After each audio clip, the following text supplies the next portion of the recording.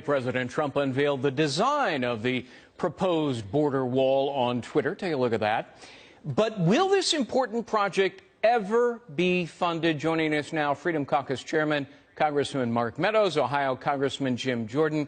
Good to see you both. Congressman Jordan, what's the answer to that question? Will it ever be funded? Yes. Remember, Greg, just last week in the Oval Office, Nancy Pelosi told the President of the United States there aren't the votes in the House to pass a bill with funding for a border security wall. Just last night, 217 Republicans proved her wrong and voted to pass a bill with dollars for a border security wall. This makes good sense. The only reason we're going to be headed to a shutdown here in a few hours is because Democrats don't want to support something that will actually secure the border, plain and simple. Congressman Meadows, you know, Trump promised it. He has tried to deliver. The House delivered, but the Senate won't. So is this the Chuck Schumer shutdown?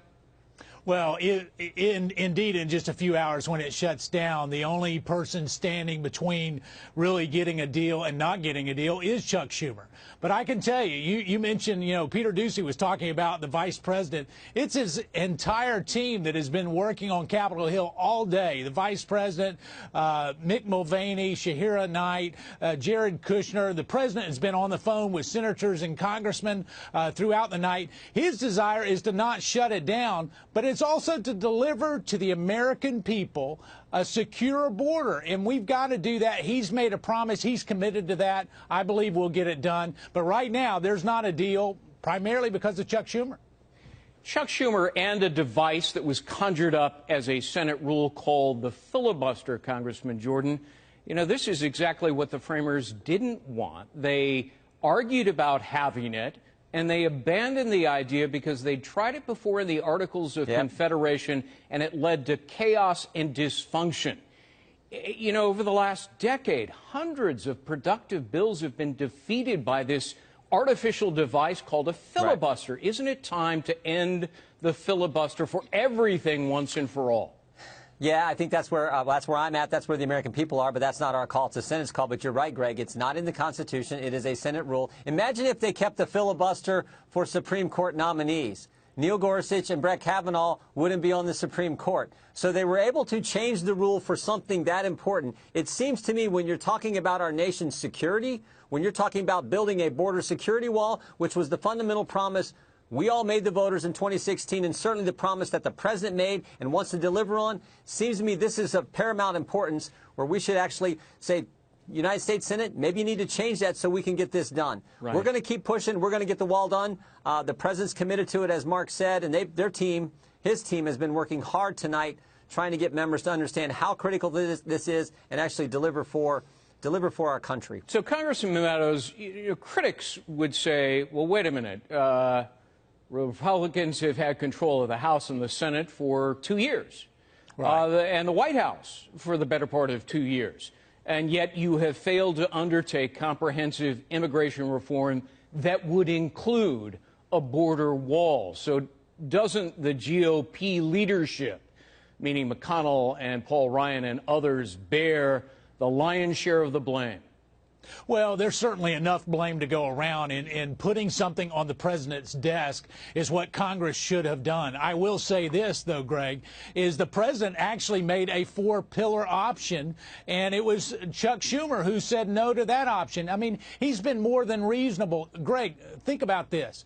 We spend more money on sugar subsidies than we do on building a wall to secure our nation. I find that just incomprehensible. I mean, and so as we look at this, the president has made offer after offer after offer and has been very reasonable. It is time that we put something on his desk. I know Jim Jordan and I are committed, but more importantly, the American people are committed to doing it. You know, Jason Chaffetz, your former colleague and friend, penned a column today on FoxNews.com, and he said, wait a minute, isn't there another way? We have a $4.4 trillion annual budget, $1 trillion of which is discretionary. Congress doesn't authorize every penny. Surely the president can grab $5 billion of that and use it without specific authorization to start construction. Well, he can, but here's the interesting thing, and sorry, Jim, to jump in here. No, go ahead. He can, but I know all your viewers know that he gets sued over everything, and the minute that he does that, he's going to get sued. They're going to get some liberal judge in California to say that it won't work. And so, listen, we would certainly support some of those unobligated funds going that way. But it's really incumbent on Congress to do their job. That's why Jim and I are still here in D.C. We're committed to getting it done. Congressman Jordan, so you've got 4 days, really, because government workers aren't going to work Saturday, Sunday, Monday. They have the day off. Of course, the holiday on Tuesday. So you've got 4 days. What can be done?